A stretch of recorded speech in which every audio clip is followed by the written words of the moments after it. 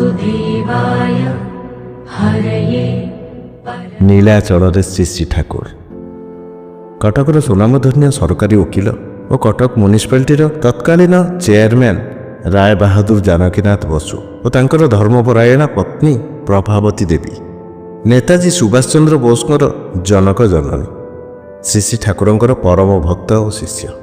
सेमानଙ୍କର एकांत प्रार्थनारे दया परवश होई भक्तवृंद परिवेष्टित श्री श्री ठाकुर जनक जननी स्त्री पुत्रादि और भक्तवृंदों सह 1922 मसीहा डिसेम्बर 31 तारिख रे यात्रा करती नीलाचल अभिमुखे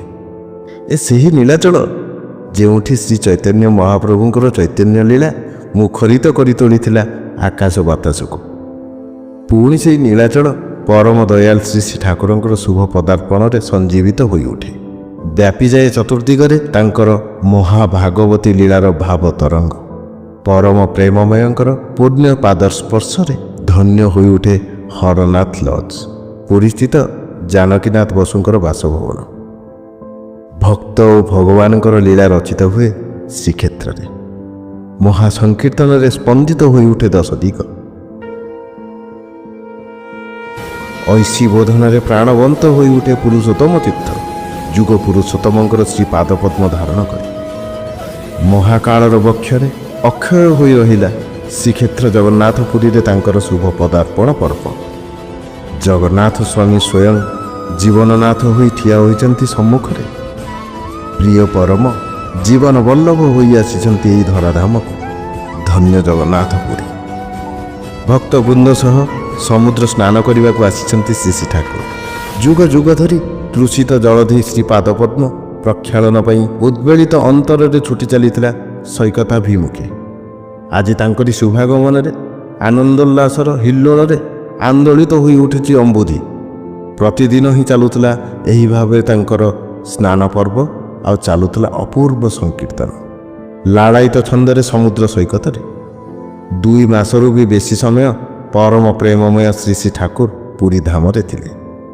भक्त और अनुगामी माने प्रतिदिन ही आसुथिले तांकर चरण प्रांत को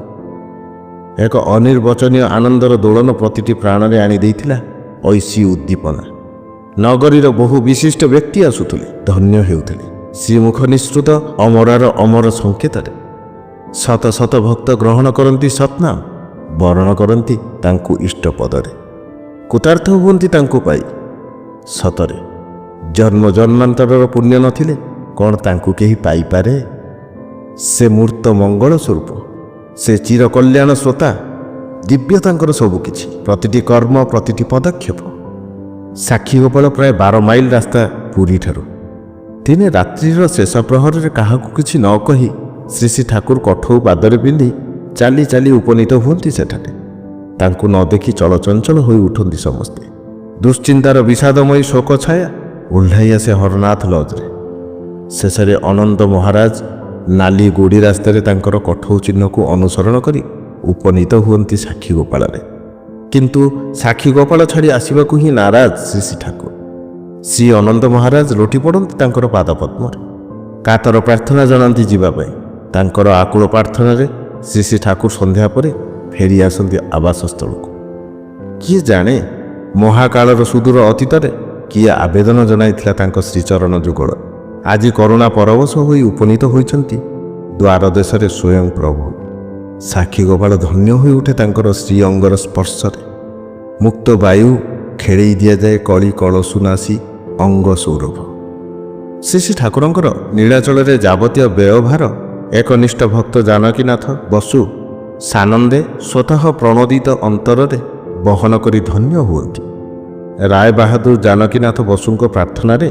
श्री श्री ठाकुरंकर जननी मनमोहिनी देवी तांकर कटक ओडिया बजार स्थित बासभवन रे मासाधिक काल अवस्थान करती एही घरे नेताजी सुभाष चंद्र बोसଙ୍କର जन्म हुए एवं अधुना नेताजी सुभाष सेवा सदन नाम रे परिचित श्री श्री ठाकुरंकर आदेश रे सत्संगर विशिष्ट कर्मी सुशील चंद्र बसु से यात्रा रे जानकी देवी सहित कटक रे अवस्थान करती सर्वे भवन्तु सुखिनः सर्वे सन्तु निरामया सर्वे भद्राणि पश्यन्तु मा कश्चित् दुःखभाग् भवेत्।